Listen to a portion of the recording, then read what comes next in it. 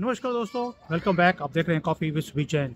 दोस्तों, आपको मालूम है कि मैंने एक वीडियो बनाया था चिदम्बरम के ऊपर कि कैसे ये चोर मकार जो पार्टी है कांग्रेस की, इसके सरबराह हैं ये चिदम्बरम, जिसने 40 करोड़ की तो गोभी अपने बैल्कनी में लगा दी थी और बेशर्मों की तरह ये अपने केस को ये निपट रहा है सीबीआई से भी और कोर्ट्स के अंदर भी। और कोर्ट के अंदर तो आपको मालूम ही है, सारे मोमेंट्स इन्होंने भरे हुए हैं, सारे ये जो लिब्रांडू हैं वो भरे हुए हैं और ये हमेशा ही कांग्रेस को सपोर्ट करते जा रहे हैं।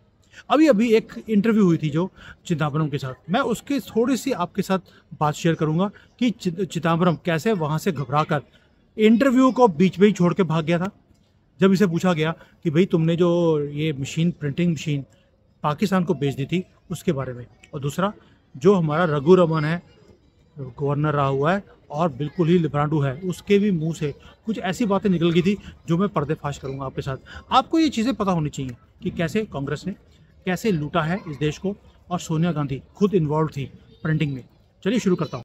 अब दोस्तों, एक इंटरव्यू है जिसके अंदर जो रिपोर्टर है वो दिखता है आपको क्वेश्चन पूछते हुए चिदम्बरम को कि जो आरबीआई का गवर्नर है रघु रमन जो था पहले, उसने कंप्लेंट करी आपको कि भाई आपने इंडिया की जो इंडियन रुपी प्रिंट करने वाली मशीन थी वो आपने पाकिस्तान को बेच दी, ऐसा हुआ था क्या? तो चिदम्बरम का आंसर था बिल्कुल सही है, क्योंकि वो मशीन की जो लाइफ है वो ख़त्म होने वाली थी। ये नहीं बोला कि ख़त्म हो चुकी थी, उसने बोला कि ख़त्म होने वाली थी। तो हमने एक टेंडर निकाला और बिडिंग में जिसने भी हायर प्राइस दी हमने वो मशीन उनको बेच दी। और ये मशीन पाकिस्तान की एक कंपनी है जिन्होंने बिडिंग करी थी और हमने उनको बेच दी क्योंकि उनकी बिड सबसे हाईएस्ट थी। अब रिपोर्टर ने दूसरा क्वेश्चन पूछा कि ये भी सही है, रघु रमन ने बोला था ये कि जो ये मशीन है ये आपने पाकिस्तान को बेच दी, ये जानते हुए भी कि जो इंडियन रुपी है उसके जो नोट हैं वो डुप्लीकेट पाकिस्तान के अंदर छपते हैं, तो भी आपने ये वाली हरकत करी। तो चिदम्बरम जी गुस्से में आ गए। उन्होंने बोला मैं आपका ये क्वेश्चन जो है ये बायस्ड है, मैं इस क्वेश्चन का आंसर नहीं दूंगा। वाई? बिकॉज पाकिस्तान एक बहुत ही बढ़िया कंट्री है। कौन बोल रहा है? बेशरम चिदम्बरम, कांग्रेस का सरबराह, और हमारा क्या रहा हुआ, ये फाइनेंस मिनिस्टर रहा हुआ। तीसरा क्वेश्चन रिपोर्टर ने एक और पूछ लिया। मुझे लगता है कोई ना कोई बदतमीज होगा, कोई मोदी जी का भगत होगा। उसने पूछ लिया कि भाई जब रिजर्व बैंक ने ये बोला है कि ये नोटबंदी के बाद 99% जो नोट हैं 500 के और 1000 के ये बैंकों के अंदर वापस आ चुके हैं, और आप ये बोल रहे हो कि अगर, वैसे तो कभी होगा नहीं, अगर कांग्रेस पावर में आएगी तो जो पुराने नोट हैं हम उसे दोबारा से मान्यता दे देंगे, यानी कि वो दोबारा से वैलिड होने शुरू हो जाएंगे। क्या ये सही नहीं है कि आपके टाइम पर 5 लाख करोड़ रुपए जो नोट थे 500 के 1000 के, ये पाकिस्तान में पड़े हुए थे जो कि भारत में आने के लिए तैयार थे? तो चिदम्बरम ने क्या बोला, आप कांग्रेस को पावर में तो आने दीजिए, फिर बताएंगे आपको कि कांग्रेस क्या कुछ करने वाली है। और उसके बाद कुर्सी से हटे और वो भाग गए, जैसे कि ब्रांडों की और कांग्रेसों की पुरानी आदत है, ये भाग ही जाते हैं। अब आप सोच के देखिए, इससे आपको थोड़ा सा अंदाज़ा हो गया होगा कि चिदम्बरम कितनी बेशर्मी से इन क्वेश्चंस का आंसर दे रहा था कि भाई अगर बेच दी हमने मशीन प्रिंटिंग वाली 500-1000 रुपये वाली पाकिस्तान को तो क्या फ़र्क पड़ने वाला है, वो तो मशीन उसकी जो लाइफ है वो ख़त्म होने वाली थी। और 5 लाख करोड़ रुपया वहाँ पे पड़ा हुआ था प्रिंट करके, जो कि इन्होंने पाकिस्तान को दिया हुआ था कि आप भी यूज़ करो और हमें तो भेजते रहो, क्योंकि सोनिया गांधी के शौक भी तो आपको मालूम है ना, पोल डांसर रही है, तो टिप टॉप रहने के लिए भी उसकी जो कैंसर हुआ था 1800 करोड़ रुपए भारत की सरकार ने खर्चे हैं। और ऐसा कौन सा तुम्हारे कैंसर हो गया जो 1800 करोड़ रुपए लग गए और अभी भी ठीक नहीं हो रहा? अब ये तो हो गया आपको चिदम्बरम का, मैंने आपको बता दिया। अब दूसरा पहलू, उसके ऊपर बात करते हैं रघु रमन की। अब ये रघु रमन जो राजन है आजकल बड़ा घूम रहा है पप्पू के साथ, जब भी उसकी भारत तोड़ा यात्रा होती है। उसने बोला कि 15 लाख करोड़ रुपए जो नोट थे 500 के और 1000 के, वो 15 लाख करोड़ रुपए के नोट थे, वो बैन कर दिए। और उससे क्या हुआ कि एक करेंसी की क्राइसिस हो गई और गवर्नमेंट ने डिक्लेयर कर दिया कि सारे के सारे जो नोट हैं वो वापस आ गए। बट रियलिटी में 15 लाख करोड़ में से 10 लाख करोड़ ही वापस आए थे, 5 लाख करोड़ रुपया वापस नहीं आया था।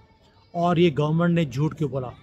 ये झूठ इसलिए बोला था कि जो बाकी का 5 लाख करोड़ रुपया है उसके ऊपर ट्रैक रखने के लिए कि ये पैसा किसके पास है और ये सामने क्यों नहीं आया। तो अब देखने वाला ये होगा कि अब गवर्नमेंट की अगली मूव क्या होगी, प्लस जिसके पास ये 5 लाख करोड़ पड़े हैं उनकी मूव अगली क्या होगी। और जब मुझे ये बात पता लगी कि भाई आपने तो डिक्लेयर कर दिया कि 15 लाख के 15 लाख करोड़ रुपए वापस आ चुके हैं, जबकि आया 10 लाख है, बाकी 5 लाख का हिसाब मैं कैसे करूंगा। इसलिए मैंने दुखी आकर, क्योंकि मेरी रिफ्ट हो गई थी गवर्नमेंट के साथ, तो मैंने रिज़ाइन कर दिया था गवर्नर की पोजीशन के ऊपर। और मुझे पता लगा बाद में कि ये जो बाकी का पैसा है ये कहाँ पड़ा है, और अगर कांग्रेस दोबारा से सत्ता में आएगी वो ये 5 लाख करोड़ रुपए को दोबारा से वैलिड कर देगी और ये सारे पैसे वो यूज़ करने वाले हैं। और यही नहीं है, रघु रमन ने और भी बताया है कि जो पाकिस्तान के मिलिटेंट्स हैं उन्होंने ये मशीन को भारत से लिया था, नासिक से, जो हमारी प्रिंटिंग की मशीन थी, और जो तब यूनियन मिनिस्टर थे पी चिदम्बरम, उन्होंने दी थी ये मशीन उग्रवादियों को पाकिस्तान के। और इस मशीन को बेचने के लिए चिदम्बरम को 10 करोड़ रुपए इनाम भी मिले थे पाकिस्तान से कि आपने बहुत बढ़िया काम किया, मशीन बेच दी। और ये जो चिदम्बरम है इसे लगता था कि भाई ये 10-20-50 लाख रुपए करोड़ रुपए की मशीन है, मुझे उसके पर्सनली 10 करोड़ मिल रहे हैं मरी हुई चीज़ के, क्या फ़र्क पड़ता है अगर वो थोड़े से हमारे 500,000 रुपये के नोट पाकिस्तान वाले प्रिंट कर भी लेंगे तो। और ये मशीन अगर चिदम्बरम ने बेची थी पाकिस्तान को, तो इसके पीछे प्लान क्या था। प्लान ये था कि वहाँ पर 8 लाख करोड़ रुपए की इंडियन करेंसी पाकिस्तान में छापी जाएगी और उसे स्मगल करके इंडिया में लेके आया जाएगा। और ये जो इन्फॉर्मेशन है ये रघु रमन को पता लगी, उसने जाकर प्रधानमंत्री मोदी को बताया कि भैया ये प्लान है कांग्रेस का। और उसके बाद इमीडिएटली मोदी जी ने 500 और 1000 रुपये के नोटों को इनवैलिड कर दिया। और इसीलिए मोदी जी इतने फास्ट डिसीजन लेते हैं कि किसी को मौका ही नहीं दिया कि इसका कोई काउंटर कर सके। अब आप सोच के देखिए, जो 8 लाख करोड़ रुपए हैं अगर वो भारत में आ जाते उस वक़्त, तो क्या होता। भारत सोमालिया की तरह या जो बाकी ये कंट्रीज़ हैं अफ्रीका की, उसकी तरह हमारी कंट्री का हाल हो जाना था। और कांग्रेस यही चाहती थी कि मोदी जी के काल के अंदर इतना ज़्यादा पे अकाल पड़ जाए कि मोदी फेल्ड प्रधानमंत्री दिखे और लोग दोबारा से कांग्रेस को ले आएँ। इसीलिए इन्होंने वो प्रिंटिंग मशीन पाकिस्तान को बेच दी जाने से पहले। साथ में रघु रमन ने बोला कि भाई ये तो 8 लाख करोड़ का इनके पास प्लान था, 13 लाख करोड़ रुपए की डुप्लीकेट करेंसी ऑलरेडी पाकिस्तान के अंदर रेडी पड़ी हुई थी उस वक़्त, और अभी भी पड़ी हुई है पुरानी करेंसी। अगर कांग्रेस दोबारा से पावर में आ गई तो ये उस सारी करेंसी को मान्यता दे देंगे और इमीडिएटली ये कोशिश करेंगे ये कंट्री फेल हो जाए। अब आप समझ सकते हैं, आप डॉट्स को जोड़िए।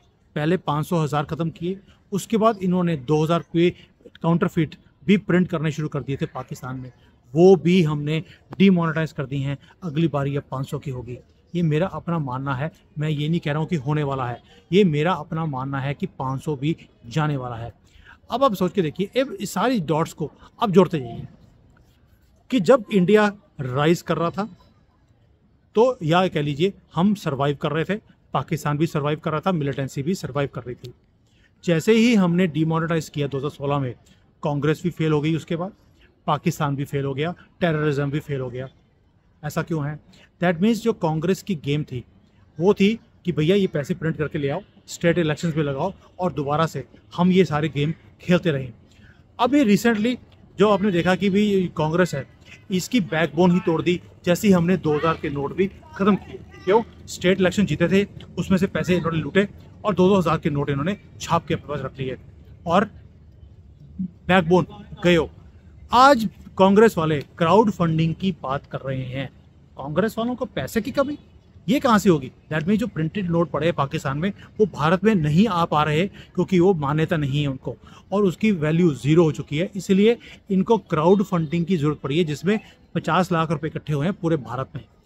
इतनी बड़ी पार्टी, इतनी पुरानी पार्टी, और उधर मिलिटेंट्स एक एक करके सरेंडर करते जा रहे हैं, मरते जा रहे हैं। क्यों?